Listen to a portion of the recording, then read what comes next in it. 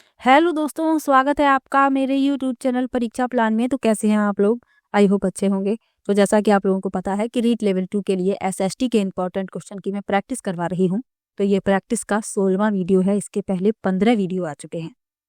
रीट के एसएसटी के previous year के सभी क्वेश्चन मैं सॉल्व करवा चुकी हूँ। 2011 वाले पेपर से मैंने शुरुआत की थी और 2022 तक जितने भी पेपर हुए हैं उन सभी के एसएसटी के क्वेश्चन मैं सॉल्व करवा चुकी हूँ। तो यदि आपने वीडियो नहीं देखी है तो देख लीजिए, प्लेलिस्ट बनी हुई है जिसमें मैंने प्रीवियस ईयर के क्वेश्चन वाली वीडियो और प्रैक्टिस वाली वीडियो उसी में ऐड कर दी हैं। तो वहां पर आप सभी वीडियो एक साथ प्राप्त कर सकते हैं। तो चलिए आज के वीडियो को शुरू करते हैं। वीडियो देखने के बाद यदि आपको अच्छा लगे तो वीडियो को लाइक और शेयर कीजिएगा, और यदि आप चैनल पर नए हैं तो चैनल को सब्सक्राइब कर लीजिए। तो चलिए शुरू करते हैं। पहला प्रश्न दिया गया है, किन किन देशों के राजनेता गुटनिरपेक्ष आंदोलन का हिस्सा थे?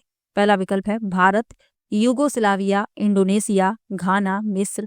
दूसरा विकल्प है Bharat, America, Britain, France, Spain.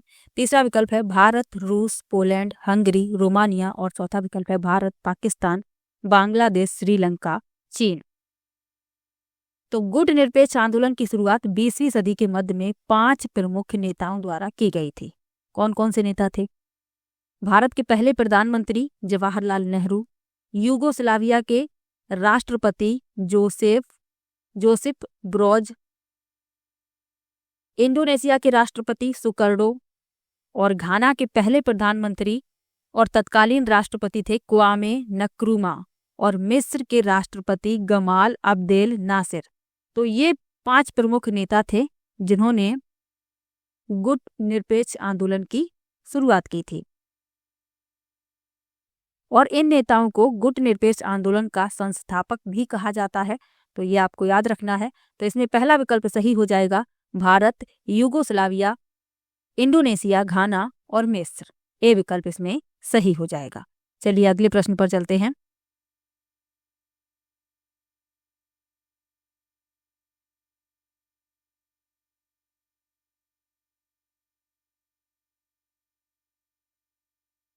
अगला प्रश्न दिया गया है, इनमें से किन ग्रहों के चारों ओर छल्ले होते हैं? पहला विकल्प है बृहस्पति, दूसरा है शनि, तीसरा है यूरेनस और चौथा है नेपच्यून। तो छल्ले वाले ग्रह पूछे गए हैं, तो बृहस्पति, शनि और यूरेनस। ए बी सी इसमें सही है। पहला विकल्प इस प्रश्न का उत्तर हो जाएगा जिसमें लिखा है ए बी सी। अब जो बृहस्पति की वलय प्रणाली है अन्य गैसीय ग्रहों की तुलना में काफी कमजोर है और बहुत कम संरचित होती है। और जो शनि है ये अपनी प्रमुख वलय प्रणाली के लिए सबसे प्रसिद्ध है। और जो यूरेनस है इसकी जो वलय प्रणाली है ये बृहस्पति की तुलना में अधिक जटिल है लेकिन शनि की तुलना में कम है। तो ये भी आपको याद रखना है और ए विकल्प इस प्रश्न का उत्तर हो जाएगा। चलिए अगले प्रश्न पर चलते हैं। लिखा है, इनमें से क्या दिन एवं रात तथा ऋतुओं में परिवर्तन संभावित करता है? पहला विकल्प है क्रमशः पृथ्वी के घूर्णन एवं परिक्रमण, दूसरा है क्रमशः पृथ्वी के परिक्रमण एवं घूर्णन, तीसरा है सिर्फ पृथ्वी का घूर्णन और चौथा है सिर्फ पृथ्वी का परिक्रमण। तो पृथ्वी का घूर्णन क्या है? पृथ्वी का अपने अक्ष पर घूमना। तो पृथ्वी के अपने अक्ष पर घूमने से दिन और रात होता है, ये आपको याद रखनी है। और ऋतुओं में परिवर्तन किसके कारण होता है? परिक्रमण के कारण, यानी कि पृथ्वी जो सूर्य की परिक्रमा करती है इसके कारण ही ऋतुओं में परिवर्तन होता है। तो दोनों ही बातें आपको याद रखनी है। पहला विकल्प इसमें सही हो जाएगा। ये इंपॉर्टेंट प्रश्न है, पूछ लिया जाता है कि दिन और रात होने का क्या कारण है या ऋतुओं में परिवर्तन का क्या कारण है। तो ऋतुओं में परिवर्तन का कारण है पृथ्वी द्वारा सूर्य की परिक्रमा करना, और दिन और रात होने का कारण है पृथ्वी का अपने अक्ष पर घूमना। चलिए अगले प्रश्न पर चलते हैं। ए विकल्प इसमें सही है। लिखा है, पृथ्वी लगभग 24 घंटे में अपने अक्ष पर 360 अंश पर घूम जाती है, अर्थात वह 1 घंटे में 15 अंश घूमती है। इस प्रकार जब ग्रीनविच में दोपहर के 12 बजते हैं तो ग्रीनिच से 30 अंश पूर्व में समय होगा।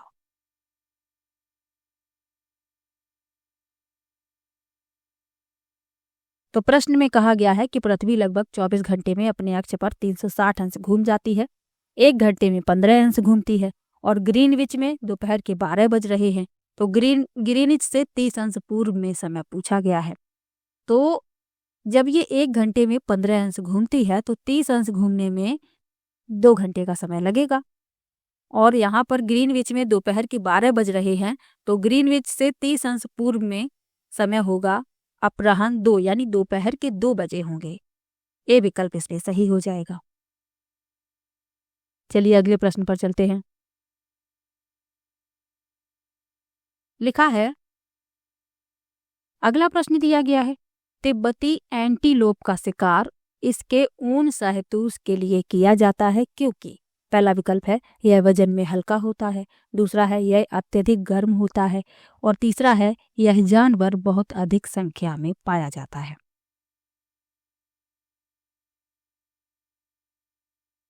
तो तिब्बती एंटीलोप का शिकार इसके ऊन शहतूश के लिए किया जाता है क्योंकि यह वजन में हल्का होता है और यह अत्यधिक गर्म होता है। ए और बी इसमें सही है, पहला विकल्प इसमें सही हो जाएगा। अब ये जो तिब्बती एंटीलोप है ये कौन सा जानवर है ये भी तो आपको पता होना चाहिए। तो ये तिब्बती मिरग होता है और शहतूश ऊन तिब्बती मिरग के अंडरकोट से प्राप्त किया जाता है जिसे चिरू नाम से भी जाना जाता है। और ऊन इतना महीन होता है कि एक शॉल बनाने में 3 से 5 जानवरों का ऊन लगता है, ये भी आपको याद रखना है। और जानवरों की घटती आबादी के कारण कई देशों में ऊन के लिए तिब्बती मृगों का शिकार अवैध है, ये भी आपको याद रखना है। तो ए और बी इसमें सही है, पहला विकल्प इसमें सही हो जाएगा। चलिए अगले प्रश्न पर चलते हैं। लिखा है, निम्नलिखित क्षेत्रों में से उन क्षेत्रों की पहचान कीजिए जहां अतीत में आए अरबी और चीन के व्यापारियों के उल्लेखनीय सांस्कृतिक प्रभाव हैं। पहला विकल्प है पंजाब और तमिलनाडु, दूसरा है केरल और लद्दाख, तीसरा है असम और हरियाणा और चौथा है गुजरात और तेलंगाना।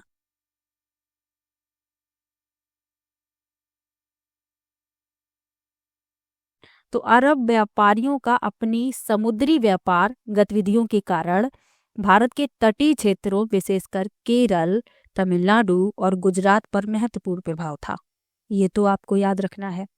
अब इसमें ये पूछा गया है कि उन क्षेत्रों की पहचान कीजिए जहां अतीत में आए अरबी और चीन के व्यापारियों के उल्लेखनीय सांस्कृतिक प्रभाव हैं। तो तटीय क्षेत्रों पर इनका प्रभाव था, लेकिन जो लद्दाख है यहाँ पर भी इनका प्रभाव था। तो केरल और लद्दाख, बी विकल्प इसमें सही हो जाएगा। और जो प्राचीन रेशम मार्ग है इसके कारण जो चीन को भारत से जोड़ता है, चीनी व्यापारियों का भारत के पूर्वोत्तर क्षेत्रों विशेषकर असम में महत्वपूर्ण प्रभाव था, तो ये भी आपको याद रखना है। लेकिन इस प्रश्न में बी विकल्प सही है, केरल और लद्दाख। चलिए अगले प्रश्न पर चलते हैं।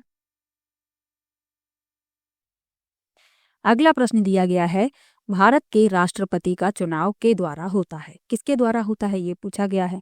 पहला विकल्प है मंत्रियों एवं उनके मुखियाओं की परिषद, दूसरा है योग्य नागरिकों द्वारा प्रत्यक्ष चुनाव, तीसरा है निर्वाचक मंडल द्वारा अप्रत्यक्ष चुनाव और चौथा है पंचों सहित सभी चयनित सदस्यों द्वारा अप्रत्यक्ष चुनाव।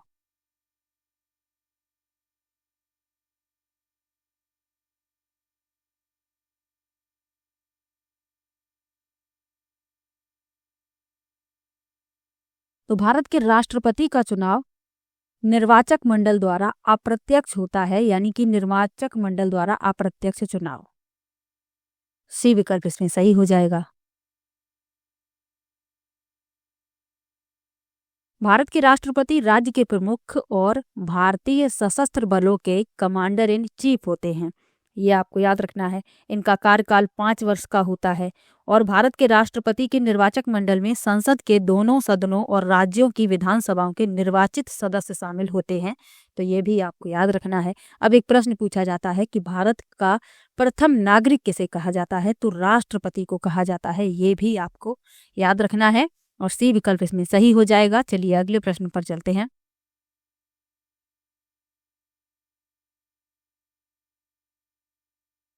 अगला प्रश्न दिया गया है, एक विरोध प्रदर्शन के दौरान पुलिस द्वारा हेक्टर पीटरसन की हत्या की घटना किस ऐतिहासिक संघर्ष से जुड़ी हुई है? पहला है अमेरिका में रंग भेद के खिलाफ संघर्ष, दूसरा है नेपाल में राजतंत्र के खिलाफ संघर्ष, तीसरा है दक्षिण अफ्रीका में रंग भेद नीति के खिलाफ संघर्ष और चौथा है अल्जीरिया में उपनिवेशवाद के खिलाफ संघर्ष। तो हेक्टर पीटरसन एक 13 वर्षीय लड़का था जिसे 16 जून 1976 को सोवेतो विद्रोह के दौरान दक्षिण अफ्रीकी पुलिस ने गोली मारकर हत्या कर दी थी।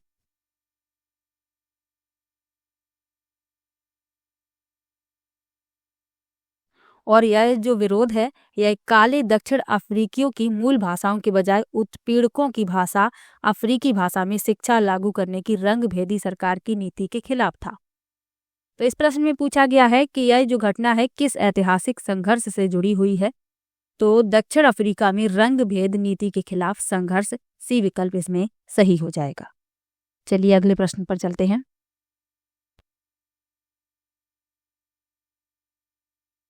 लिखा है, हमारा संविधान यह सुनिश्चित करता है कि शासन की व्यवस्था केवल कुछ विशेषाधिकृत लोगों को सम्मिलित नहीं करती जो सभी के लिए निर्णय ले। यहाँ सरकार के विभिन्न स्तर हैं जो संविधान से ही अपनी ताकत और अधिकार प्राप्त करते हैं। यह भारतीय संविधान के निम्नलिखित विशेषता की व्याख्या करता है। पहला विकल्प लिखा है संघवाद, दूसरा है शक्तियों का बंटवारा, तीसरा है धर्मनिरपेक्षता और चौथा है संसदीय शासन। तो इस प्रश्न में आपका पहला विकल्प सही हो जाएगा, संघवाद। संघवाद एक शासन व्यवस्था है जहां सत्ता केंद्र सरकार और राज्य सरकारों के बीच विभाजित होती है।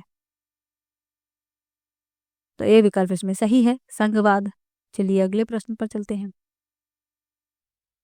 लिखा है, भारतीय फिल करना है के दिन को याद करने के लिए गणतंत्र दिवस मनाते हैं। पहला विकल्प है भारत के पहले आम चुनाव, दूसरा है भारत की स्वतंत्रता, तीसरा है संविधान के लागू होने और चौथा है संविधान का लेखन पूरा होने। तो गणतंत्र दिवस मनाया जाता है संविधान के लागू होने के दिन को याद करने के लिए। तो सी विकल्प इसमें सही हो जाएगा। भारत का संविधान 26 जनवरी 1950 को लागू किया गया था, ये भी आपको याद रखना है। अब जो और विकल्प लिखे हुए हैं इनके बारे में जान लीजिए। भारत के पहले आम चुनाव 1951-52 में हुए थे और भारत की स्वतंत्रता यानी भारत को आज़ादी कब मिली थी? 15 अगस्त 1947 को। तो ये भी आपको याद रखना है। चलिए अगले प्रश्न पर चलते हैं।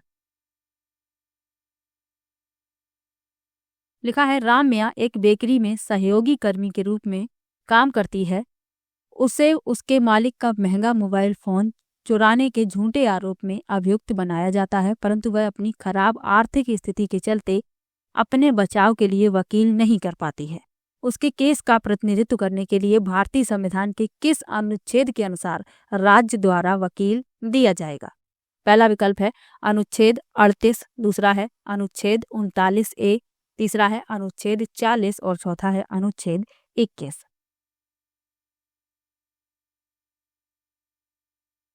तो राम्या को भारतीय संविधान के अनुच्छेद 39A के तहत उनके मामले का प्रतिनिधित्व करने के लिए राज्य द्वारा एक वकील प्रदान किया जाएगा जो राज्य के नीति निर्देशक सिद्धांतों का एक हिस्सा है। तो इसमें बी विकल्प सही हो जाएगा, अनुच्छेद 39A।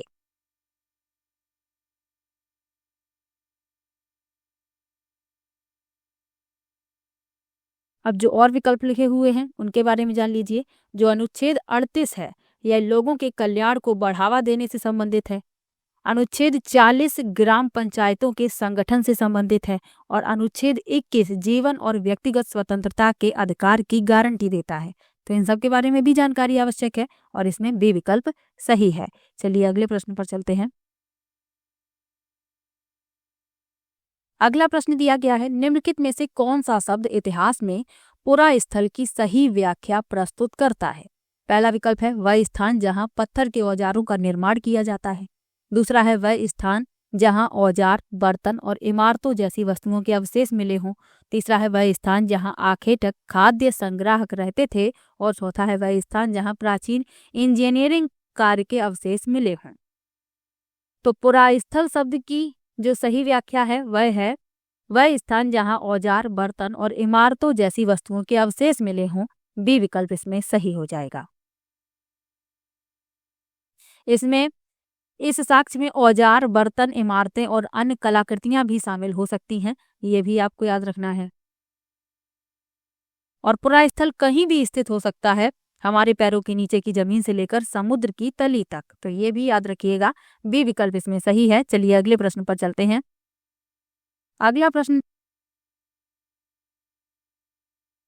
अगला प्रश्न दिया गया है, ऊन, पेड़ों की छाल, कपास, पटुआ तथा सन को तैयार करने के काम में विधवाओं, सक्षम अक्षम महिलाओं, भिक्षुणियों, वृद्धों, वेश्याओं, राजा की अवकाश प्राप्त दासियों, सेविकाओं और अवकाश प्राप्त देवदासियों को लगाया जा सकता है। यह कताई बुनाई कारखाने पर दिए गए निर्देश निम्नलिखित में से किस ग्रंथ में वर्णित है? पहला विकल्प है मुद्रा राक्षस, दूसरा है राजतरंगिणी, तीसरा है अर्थशास्त्र और चौथा है बृहत कथा मंजरी। तो यह कताई बुनाई कारखानों पर दिए गए निर्देश अर्थशास्त्र में वर्णित हैं। सी विकल्प इसमें सही हो जाएगा। अर्थशास्त्र को कौटिल्य द्वारा लिखा गया है और कौटिल्य को चाणक्य भी कहते हैं और विष्णुगुप्त भी कहते हैं, तो सी विकल्प इसमें सही हो जाएगा। अब जो और विकल्प लिखे हुए हैं उनके बारे में जान लीजिए। मुद्रा राक्षस विशाखा दत्त द्वारा रचित एक नाटक है। राजतरंगिणी क्या है? तो राजतरंगिणी कश्मीर के राजाओं का एक ऐतिहासिक इतिहास है जो 12वीं शताब्दी में कल्हड़ द्वारा लिखा गया था। और बृहत कथा मंजरी कहानियों और दंत कथाओं का एक संग्रह है जो 11वीं शताब्दी में क्षेमेंद्र द्वारा लिखी गई थी। तो इन सब के बारे में भी जानकारी आवश्यक है और इसमें सी विकल्प सही हो जाएगा। चलिए अगले प्रश्न पर चलते हैं। लिखा है, ऊंची भीतरी छत में प्रतिच्छेदी मेहराबों वाली वास्तुकला की यह शैली के बीच समान है। पहला विकल्प है वृंदावन का गोविंद देव मंदिर और फतेहपुर सीकरी के महलों, दूसरा है बांग्ला गुंबद मंदिरों और जोधाबाई के महल, तीसरा है विजयनगर और शाहजहानाबाद के महलों और चौथा है कुतुब मीनार और राजराजेश्वर मंदिर। तो पूछा गया है कि ऊंची भीतरी छत में प्रतिच्छेदी मेहराबों वाली वास्तुकला की यह शैली वृंदावन का गोविंद देव मंदिर और फतेहपुर सीकरी के महलों के बीच समान है। ए विकल्प इसमें सही हो जाएगा। वृंदावन का गोविंद देव मंदिर 16वीं शताब्दी में बना एक हिंदू मंदिर है और फतेहपुर सीकरी मुगल सम्राट अकबर की राजधानी थी और इसमें जटिल वास्तुशिल्प विवरण वाले कई महल और इमारतें हैं। तो ये भी आपको याद रखना है। ए विकल्प इसमें सही है। चलिए अगले प्रश्न पर चलते हैं।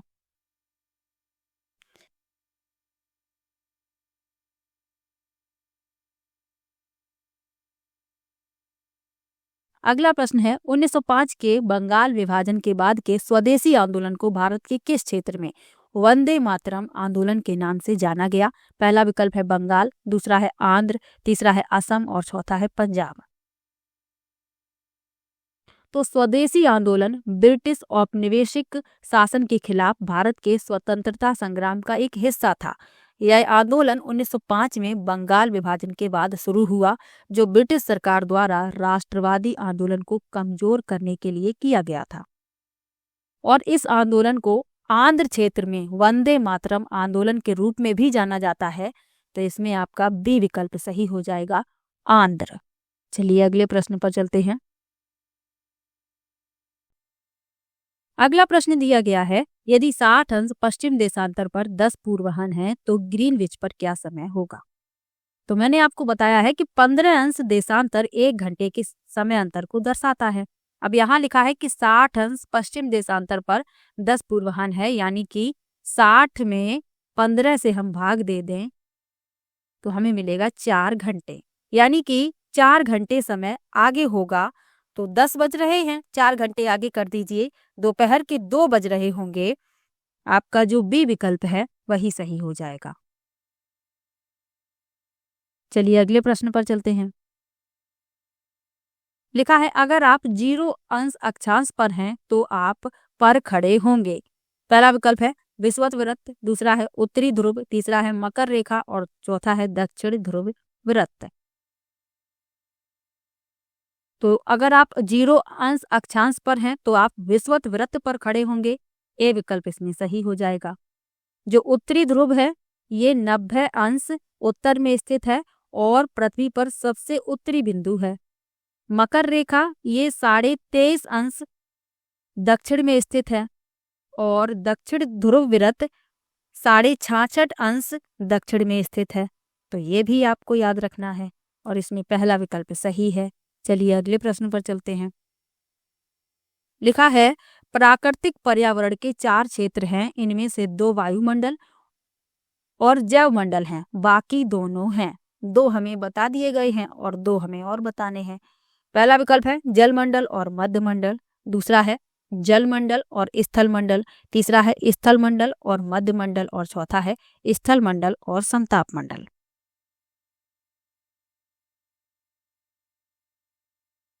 तो प्राकृतिक पर्यावरण के 4 क्षेत्र हैं, कौन कौन से? वायुमंडल, जैव मंडल, जल मंडल और स्थल मंडल। 2 यहाँ पर लिखे हुए हैं और 2 बी विकल्प में लिखे हुए हैं, तो यही इस प्रश्न का उत्तर हो जाएगा। चलिए अगले प्रश्न पर चलते हैं। लिखा है रिक्त स्थान को सही विकल्प से भरें। प्रेयरी है। पहला विकल्प है चीतों का घर, दूसरा है मवेशी पालने के लिए उपयुक्त जगह, तीसरा है दिन के समय बहुत गर्म और रात के समय बहुत ठंडा और चौथा है ठंडे रेगिस्तान। तो जो प्रेयरी है ये वृक्षों से रहित घास का मैदान है और इसे एक प्रकार का शीतोष्ण घास का मैदान माना जाता है। तो ये मवेशी पालने के लिए उपयुक्त जगह है क्योंकि घास के मैदान है ये। बी विकल्प इसमें सही हो जाएगा। चलिए अगले प्रश्न पर चलते हैं। लिखा है व्यापारी बुनकरों के बीच की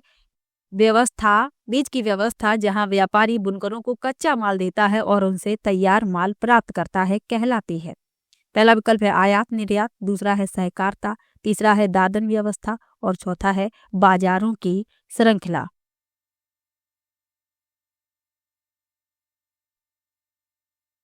तो व्यापारी और बुनकरों के बीच की व्यवस्था जहां व्यापारी बुनकरों को कच्चा माल देता है और उनसे तैयार माल प्राप्त करता है, यह कहलाती है दादन व्यवस्था। सी विकल्प इसमें सही हो जाएगा। दादन व्यवस्था को घरेलू प्रणाली या कार्यशाला प्रणाली के रूप में भी जाना जाता है, तो ये भी आपको याद रखना है। सी विकल्प इसमें सही है। और 17वीं और 18वीं शताब्दी के दौरान यूरोप में दादन व्यवस्था प्रचलित थी, तो ये भी याद रखिएगा।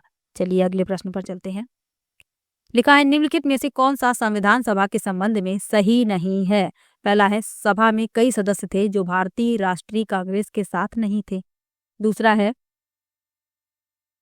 सभा ने विभिन्न सामाजिक समूहों से आए सदस्यों का प्रतिनिधित्व किया, तीसरा है सभा के सदस्य विभिन्न विचारधाराओं में विश्वास करते थे और चौथा है सभा में केवल पुरुष सदस्य थे।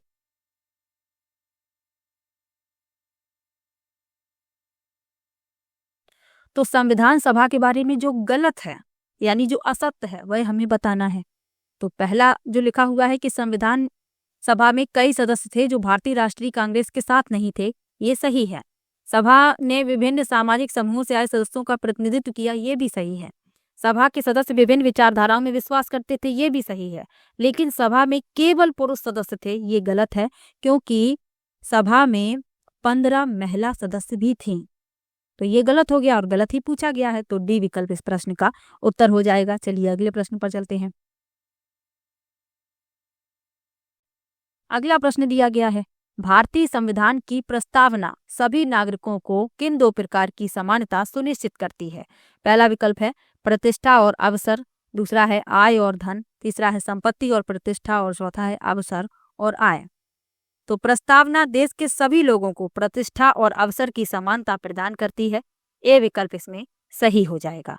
चलिए अगले प्रश्न पर चलते हैं।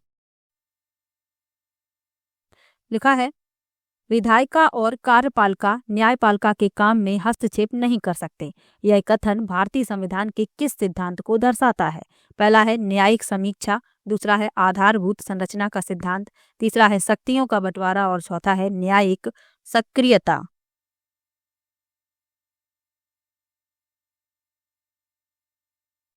तो विधायिका और कार्यपालिका न्यायपालिका के काम में हस्तक्षेप नहीं कर सकते। यह कथन भारतीय संविधान के किस सिद्धांत को दर्शाता है? शक्तियों का बंटवारा इस सिद्धांत को दर्शाता है। तीसरा विकल्प इसमें सही हो जाएगा। चलिए अगले प्रश्न पर चलते हैं। लिखा है निम्नलिखित में से कौन से कथन भोपाल गैस त्रासदी के संबंध में सही है? पहला विकल्प लिखा है यूनियन कार्बाइड आश्चर्यचकित रह गई थी जब त्रासदी हुई। दूसरा है यूनियन कार्बाइड ने देश छोड़ने से पहले विषैले रसायनों की साफ सफाई की थी। तीसरा है जहरीली गैस के संपर्क में आने वाले अधिकांश लोग गरीब कामकाजी परिवारों से थे। और चौथा है इस त्रासदी से जीवित बच निकलने वाले लोगों ने सर्वोच्च न्यायालय में बिना अपील किए कंपनी द्वारा दिए गए मुआवजे को स्वीकार किया।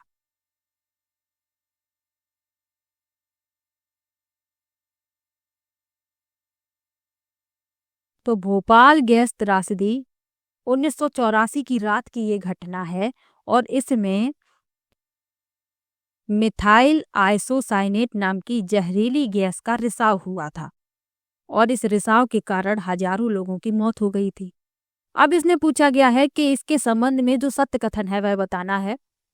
तो जहरीली गैस के संपर्क में आने वाले अधिकांश लोग गरीब और कामकाजी परिवार से थे। सी विकल्प इसमें सही हो जाएगा। गैस का नाम भी याद रखिएगा, कई प्रतियोगी परीक्षाओं में ये नाम पूछा गया है और जो सन है वो भी याद रखिएगा 1984।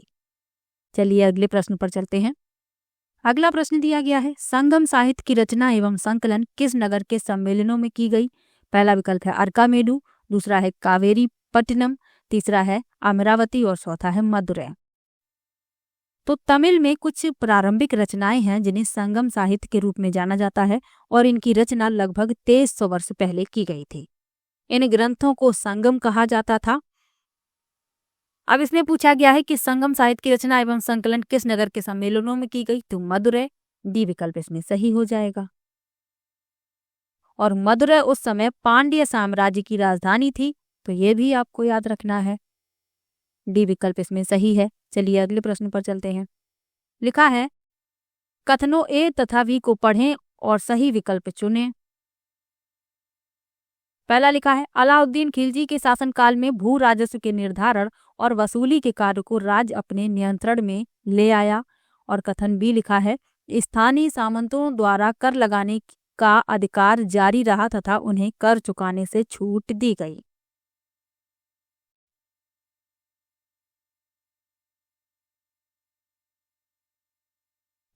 तो इसमें जो सत्य कथन है वह बताने हैं। तो इसमें जो ए है वह सही है। अलाउद्दीन खिलजी के शासनकाल में भू राजस्व के निर्धारण और वसूली के कार्य को राज्य अपने नियंत्रण में ले आया। और बी इसमें गलत है। स्थानीय सामंतों द्वारा कर लगाने का अधिकार जारी रहा तथा उन्हें कर चुकाने से छूट दी गई, ये गलत है। ए सही परंतु बी गलत, तो ए विकल्प इस प्रश्न का उत्तर हो जाएगा। क्योंकि जो स्थानीय सामंत थे उनके द्वारा जो कर लगाए जाते थे उन्हें रद्द कर दिया गया था और उन्हें भी कर चुकाने के लिए बाध्य किया गया, इसीलिए भी गलत है और ए सही है। चलिए अगले प्रश्न पर चलते हैं। लिखा है निम्नलिखित में से कौन से कथन मणिमेखलाई महाकाव्य के विषय में सही है?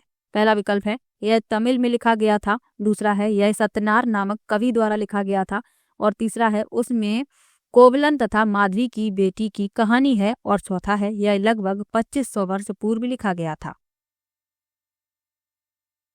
तो मणिमेखलाई एक महाकाव्य कविता है जो तमिल भाषा में लिखी गई थी। यह तमिल साहित्य की उल्लेखनीय कृतियों में से एक है, तो ए इसमें सही हो गया। और यह सत्यनार नामक कवि द्वारा लिखा गया था, यह भी सही है। और इसमें कोवलन और माधवी की बेटी की कहानी है, ये भी सही है। लेकिन इसकी रचना 2500 वर्ष पूर्व नहीं बल्कि 1400 वर्ष पूर्व हुई थी, तो डी इसमें गलत हो गया। ए बी सी इसमें सही है। ए विकल्प इस प्रश्न का उत्तर हो जाएगा।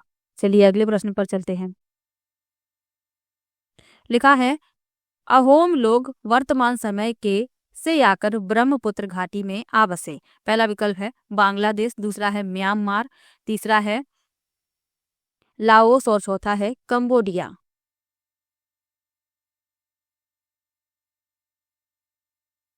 तो अहोम लोग वर्तमान समय के म्यांमार से आकर ब्रह्मपुत्र घाटी में आ बसे। बी विकल्प इसमें सही हो जाएगा।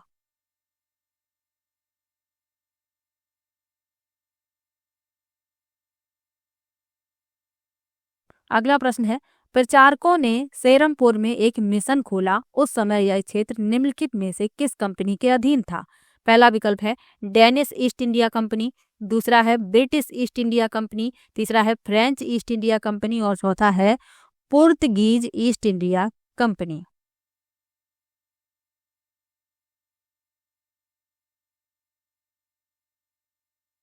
तो प्रचारकों ने सेरमपुर में एक मिशन खोला, उस समय यह क्षेत्र अधीन था डेनिश ईस्ट इंडिया कंपनी के। ए विकल्प इसमें सही हो जाएगा। चलिए अगले प्रश्न पर